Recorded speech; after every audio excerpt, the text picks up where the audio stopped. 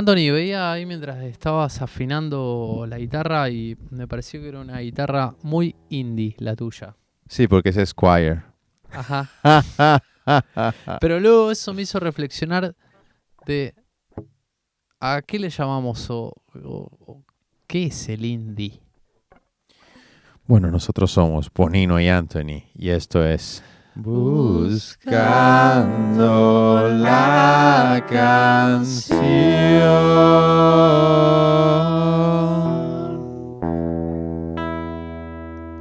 Muy bien. Qué maravilloso. ¿Qué pregunta esta, Anthony? ¿Qué es el indie? ¿A qué le llamamos indie? Indie para mí. Bueno, es que hay muchas formas de concebir el concepto de indie en la música. Ujú. Indie viene de la palabra independiente. Indie viene de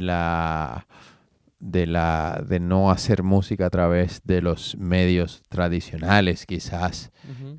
Trabajar con sellos discográficos muy pequeños o que no tienen esa máxima distribución. Por ejemplo, en los años 70, 80, incluso hasta los 90, había un mogollón de sellos discográficos, muchísimos sellos discográficos, que eventualmente fueron adquiridos por un grupo pequeño de sellos discográficos. Eso que estábamos leyendo ahorita, en el año 96, Bill Clinton firmó el Telecommunications Act, ¿vale? En el cual permitía que hubiese un poquito más de monopolio, no llega a ser del todo monopolio, a que alguna empresa pueda comprar muchas estaciones de radio. Antes del año de que se firmara esto, había un límite de cuántas estaciones y programas de radio podía tener una sola empresa, lo cual hacía que las radios en sí, cada una tuviesen sus directores, sus dueños, y a la vez tuviesen fuese más independientes. Entonces cada radio ponía la música que a ese director le gustaba. Era generaba que hubiese más, que fuese un poco más quizás democrático, no democrático la palabra, pero que al haber tantos dueños y tantas personas que eligiesen lo que se iba a poner, que en determinado lugar podría gustar unos estilos de música, en determinado otro lugar otros estilos de música. Cuando de repente Bill Clinton firma ese pacto, hace que Una concentración de medios, digamos. exactamente Menos todas manos. esas estaciones de radio se le vendieron a 4 gatos. Y esos 4 gatos básicamente pusieron un director creativo que elegía cuáles eran las canciones que se iban a tocar en todas esas estaciones de radio que había todo Estados Unidos. Entonces de repente la música pierde, bueno, empieza en cierta manera hasta a sonar igual, eso por un lado, y ya a nivel de lo masivo ya llega a un nivel tremendo, porque era que literalmente todo el mundo oía la misma canción. A ver si te entiendo bien, Anthony. Porque a mí cuando me dicen independiente y me dicen, por ejemplo, Arctic Monkeys, yo digo, pero ¿cómo va a ser independiente Arctic Monkeys? Que es un grupo que está firmado con una recontra major y Pero que es que es esos un son grupo otros hasta temas. masivo. Es que yo no he llegado ahí en mi historia. Bien, no, pero está muy interesante lo que tú has contado recién, de que el término quizás viene de los 70 y los 80, ¿no? Sí, pero a lo que voy es, de repente las majors tienen tanto control, no, perdóname, las radios tienen tanto control para poner música que una serie de discográficas pactan con esos directores creativos de esas radios, que ellos empiezan ellos como discográfica a tener el monopolio de lo que se escucha y lo que no se escucha. Eso hace de por sí que muchos pequeños sellos empiecen a quebrar uno atrás del otro. Entonces lo van adquiriendo la Sony, la Warner, la EMI, ¿cuál era la otra? Universal. Universal, y habrá alguna otra más. Entonces de repente las discográficas, antes estaba Island Records, A&R Records, Columbia Records, y no te cuento Capitol, y luego en Latinoamérica, y luego en Interscope. Exactamente. De repente todas esas las adquiere o Sony o Warner o X o Y. La Polygram, la que tenía Led Zeppelin, la adquirió Warner, y así sucesivamente. Entonces, ¿qué pasa?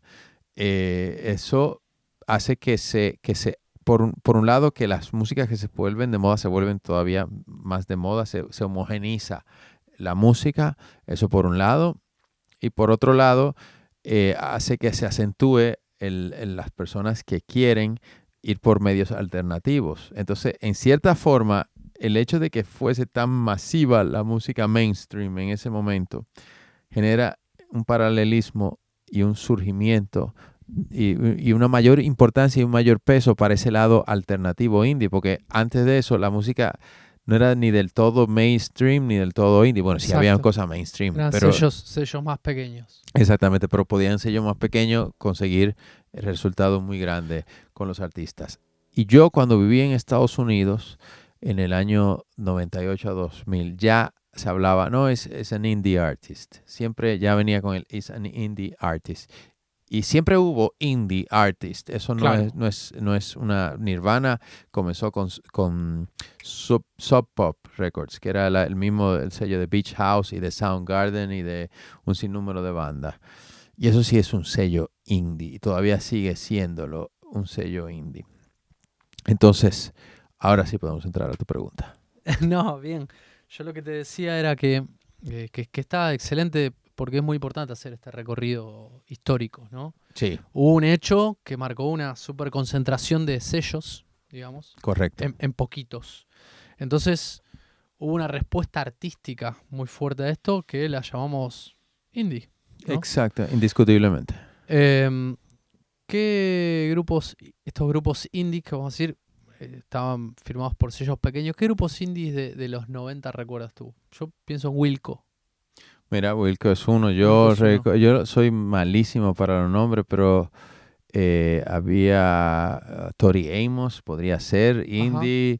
Puedo recordar que no era tan conocida. Yo recuerdo que de ella se hablaba mucho en Estados Unidos, pero para tú saber, yo que viví en República Dominicana, me enteraba mucho de la música norteamericana desde el punto masivo. O sea, yo si prendía la radio masiva, pues ahí oía. O cuando iba a Estados Unidos, que iba mucho. O si prendía en mi casa la MTV, pues ahí me enteraba ya esa MTV de los 90, no el MTV de los 80.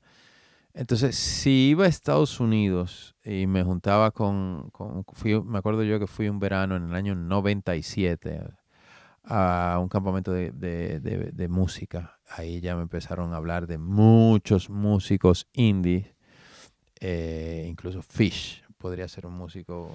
Tú, no sé si lo conoces. Me suena. Son como hijos de Grateful Dead.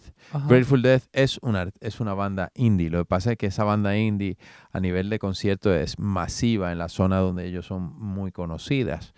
Entonces siempre han habido, y Grateful Dead, salvo una canción, ellos nunca se promocionaron, y esto es antes de que se firmara este pacto, nunca se promocionaron por los medios tradicionales, ni la radio, ni nada por el estilo. Ellos iban, por lo que tengo entendido, era que muchos conciertos durante muchos años y un boca a boca que eventualmente hizo que esos conciertos explotaran y ellos invertían en las promociones de sus conciertos. Ahí va. Entonces ya eso es una forma indie. Esta, vamos a decir así, esta precariedad de medios o esta escasez de recursos que tenían estos grupos indies de los 90 en estos sellos más pequeños, de alguna manera le iba a dar una característica diferente al sonido, ¿verdad? Bueno, para empezar, si tú entrabas en una major, posiblemente en la major te ponían ellos los estudios de grabación y los productores. Por ende, el sonido más o menos se homogeneizaba porque si eran 4 majors, ellos tiraban a los mismos conocidos de siempre. De que te vas a un sello indie, pues te tienes que buscar los estudios de grabación por otros caminos, por ende y los productores por otro camino. Ya eso hace que el sonido sea diferente. Por un lado, si pensamos en términos de dinero, probablemente haya sido un sonido, y lo voy a poder decir con muchas comillas, de menor calidad, con muchas comillas, ¿no? Exacto. Pero por sobre todas las cosas, lo que iba a hacer, iba a abrir una posibilidad. ¿no? Sí, Una ventana nueva, un sonido nuevo, un color nuevo, algo que se le escapaba al sistema, digamos, ¿no? Como sí, generalmente pasa con los movimientos artísticos novedosos o rupturistas, enriquecen, ¿no? Ahora bien, pasó el tiempo, pasó el 96, este decreto que hablamos de Bill Clinton, esta concentración de medios, este grupo de, valga la redundancia, de nuevos grupos que se tiene que abrir camino de otra manera. Y luego empieza a pasar ya a principios de los 2000 y ya un poco más avanzado de los 2000, donde esto que antes era alternativo, independiente, iba ahí sí. por una colectora de la música, empieza a ponerse en el centro, porque muchos de estos grupos empiezan a ser muy conocidos. Sí, porque también a eso, yo diría que lo que realmente explotó el indie es el internet y la piratería. O sea, ya en el momento en que, porque eso que firmó Clinton en el 96, eso le duró ese chollo 4 años, en cierta forma. ¿Por qué? Porque de hecho dicen que el año 99 pudo haber sido el año en que más discos se ha vendido en toda la historia. Estaba increíblemente alta la industria discográfica, pero de repente aparece Napster. Yo Ujú. me acuerdo que estaba yo en la universidad y hacíamos fiesta con música pirata. Y todo era a través de música pirata. Entonces yo finalmente buscaba los discos que a mí me apetecían. Y si alguien me hablaba de fulano de tal, ¿Lo buscabas? lo buscabas. Antiguamente, yo me acuerdo, había una época donde si alguien, cuando yo era muy adolescente, si alguien me hablaba de fulano de tal, a veces yo tenía que esperar 3 años para poder oír algún disco de ese fulano de tal, Claro. porque no había manera. Tenía que llegar los discos primero. Exactamente, o sea, era un jaleo. Sin embargo, de repente, básicamente el internet hace que el canal de distribución sea igual para todo el mundo. El canal de promoción, siempre el que tiene más dinero y promociona más, consigue mejores resultados. Pero no hay mejor promoción con boca a boca. Entonces un artista que hace una buena música y tiene un humilde buen marketing, poco a poco como que va creciendo un poquito el público y Sí. creciendo un poquito. Y agrego otra cosa más. La música de esos años, quizás, no sé si la más popular, pero estaba muy fuerte, era el rock. Y al rock siempre la idea de ser contracultura, antisistema, le vino como anillo al dedo. De Correcto. hecho, creo que la cosa que peor le hizo al rock fue ponerse de moda, subirse al establishment, ¿no? Eso Jeje. lo arruinó. Pero siempre estuvo de moda. Sí, El rock siempre estuvo de moda. Desde que sale sí, rock and pero roll. de alguna manera es la moda de la no moda, la moda de lo que está afuera, ¿no? Sí, entiendo, entiendo. Entonces el concepto de ser indie al rock le vino muy bien, ¿no? Esa idea del sufrido, del que viene a romper el sistema, del que viene de afuera, del que está echado de las discográficas, le vino bárbaro. Ahora, empieza a pasar, Anthony, que veo grupos que llenan estadios, o no sé si estadios, pero tienen muchísima convocatoria. No digo vender discos porque ya entramos en una era donde los discos empiezan a vender cada vez menos, pero tienen muchísimas escuchas. Sí, Y que se dicen indies. sí. ¿Y qué pasa entonces con eso? ¿Qué tan indies son los indies? Bueno, a ver, indie, aquí es donde viene la terminología. Indie en un principio era que no estabas firmado ni por Sony, ni por Warner, ni por Ajá. no sé qué, pero es verdad que muchos artistas, pero de repente empezó a cerrarse el sello sónico indie, que era como ese disco en el que el cantante sonaba, bueno, tú lo defines así, yo lo puedo, porque el cantante tenía una voz muy peculiar. Lo que pasa es que yo he oído muchas versiones distintas de música indie, pero sí es verdad que hay un pop rock que empieza a tener una sonoridad diferente y esa sonoridad empieza a llamarse lo que es Sonido el indie. indie. Sí, que si tú no suenas a Red Hot Chili Peppers o si tú no suenas al rock and roll The antiguo, Strokes. The Strokes sería la cabeza de indie, aunque The Ujú. Strokes no es indie, porque ellos seguramente firmaron por Contra. pero ellos Pero tienen, es indie rock. ¿Cómo sale sí, Strokes? pero no son de indie, ¿no? No, para nada. Pero sí, ese es el sonido, eso sería una parte del sonido indie, pero luego hay otras cosas, el folk, indie folk, que está Sufjan Stevens o está, no sé, que Fleet Foxes. Un día me dijeron que mi grupo hacía indie pop. Casi me tengo que internar. Digo, ¿cómo? Casi me veo psiquiátrico porque ¿cómo indie pop? Digo, Anthony, pero... ¿eh? Pero está muy bien, se entiende desde el punto de vista de que lo estás explicando, que empezó a relacionarse, si bien tenía un origen de mercado, esa denominación empezó a relacionarse con un tipo de sonido. Y más aún... Y también una imagen. Una imagen. Había una imagen. Hay hasta una vestimenta. Exactamente, yo más que el sonido, yo lo asocio con una imagen era como que te vistes un pelín elegantón, pero Sombrero. exacto, puede tener un sombrero o una gorra, pero que como que vienes del rock. Hay algo que deja que hay algo rockeable en ti, pero a la vez, pero te vistes elegantón, pero a la vez eres simplón. Hay algo, esa dulce combinación en lo que... Digamos, vamos a decirlo en términos madrileños. Es ese muchacho que podría funcionar bien, podría salir con una chica de barrio Salamanca, pero es un disidente, ¿no? Es un poco... Hay algo de eso. Es como que es un rebelde. Puede tener una relación esto con el New Wave. Ojo al dato. Aquí tiro los New Romantics, toda esa música que eran Principio de los 80. Sí, porque la música siempre funciona. La música se ponía de moda en contracultura, como el punk. El punk fue contracultura porque estaba ese rock completamente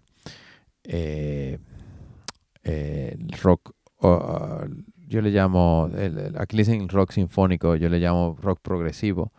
Yes y toda esa banda que hacían esa música muy compleja, que en ciertos momentos se pusieron bastante de moda. Hasta Led Zeppelin en cierta forma hace una música compleja. Y de repente vinieron unos chamaquitos que querían tocar 4 acordes y hacer canciones. Entonces todo lo que el indie quiere ser es otro movimiento dentro de la música que básicamente va en contra de lo que teóricamente era lo que estaba de moda en mainstream en aquel entonces, pero de repente ese movimiento coge y se superpone y se convierte en el mainstream. Quería consultarte... El indie se convirtió en mainstream. Es como decir, Exacto. El sur se convirtió en el norte y el norte seguía estando en el norte. El indie se convirtió en mainstream, pero quiere aparentar que todavía es indie en algún punto, ¿no? ¿O no? ¿O ya no? A ver, el punk en un momento dado se convirtió en una música del establishment. Sí. Pero quería seguir aparentando que era música de no establishment. Sí. Pues eso. Excelente. Te pregunto, Anthony, aprovechando que aquí tenemos mucha audiencia española, ¿qué bandas indie surgieron aquí a principios de los 2000? Para empezar, la que más se conoce es Vetusta Morla. Ajá. Esa sería la más famosa. Joel López sería un cantante indie folk. ¿El Canto del Loco sería un grupo indie? No, el Canto del Loco es un grupo que surge de la época donde estaba de moda ese nuevo punk. Ellos vienen como de Blink 182. Sería como que yo los relacionaría que sería como que ellos empezaron a coger el estilo de Blink 182 y a cantar letras en español. Uh-huh. Sí, tiene esa estética, digamos. Exactamente. Entonces ellos son muy de majors. De hecho, Danny Martin es un cantante de baladas ahora mismo. ¿Pereza? Pereza es igual que el Canto del Loco. La única diferencia es que Leiva y el otro han ido dirigiéndose hacia un mundo más indie. Más indie. Digamos que en su estética, Leiva en su carrera solista tiene una estética más indie. Pero él no es indie. Bien. Ni de coña. ¿Algún otro grupo indie aquí de España? Bueno, hay muchísimos. Yo tenía unos amigos míos que hacían una música muy chula, que era DeLorean. Uh-huh. ¿Qué otro grupo puede pertenecer al indie? Así, bueno, La Casa Azul, en cierta forma, tiene algo, es indie pop. Anthony me mira a mí porque yo soy fan de La Casa Azul, entonces por eso. Exacto. Y luego, ¿cómo era que se llamaba? hoy es un buen día o algo así. Era un grupo instrumental porque de repente en esa época indie también se empezaron a poner de moda bandas de rock instrumental como Explosions in the Skies y varias bandas. Entonces habían bandas españolas que hacían también la música instrumental. Hubo una banda que la oí tocar el otro día que no me acuerdo cómo se llama, porque también que fueron en un momento dado bastante conocido y era instrumental. Lo que ha terminado sucediendo es que la gente se ha ido, en mi opinión, acostumbrando a que la música ya no es necesariamente... Bueno, hay unas músicas que son las más mainstream, que son los artistas más famosos, que por X o Y razón llegan a todo el mundo. Algunos de ellos están con majors, con Sony o con Warner o con Universal, y otros no. O sea, hay otros artistas que incluso están en un pico muy alto de su carrera y siguen Como Rigoberta Bandini. Como Rigoberta Bandini. O sea que no necesariamente, para mí ya básicamente es si tú tienes los medios económicos y el don de gustarle a un gran... y la capacidad de saber llegar a un gran número de gente, pues mira, no necesariamente necesitas. Para ser mainstream no hay que tener un gran sello. Lo que hay que tener simple y sencillamente es la suerte, los medios. Y no sé si hasta qué punto compense tanto a día de hoy ser tan mainstream, porque hay muchas bandas underground que funcionan. Lo que pasa es que lo que nos ha dado el Spotify y todos estos medios que se han establecido que realmente se han consagrado en los últimos 8 años, es que básicamente, como tú ves los números de todo el mundo, se han eliminado ya el concepto de artista indie, simplemente o mainstream, básicamente, incluso hasta los mismos géneros, como que hay música que se escucha mucho y música que no se escucha mucho, punto.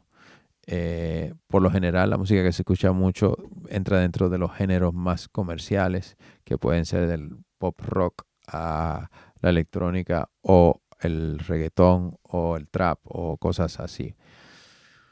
Pero ya nadie se fija si es Sony, Warner o qué. Estaba por preguntarte justamente, también hay un poco a modo de cierre, si cómo había evolucionado eso a hoy.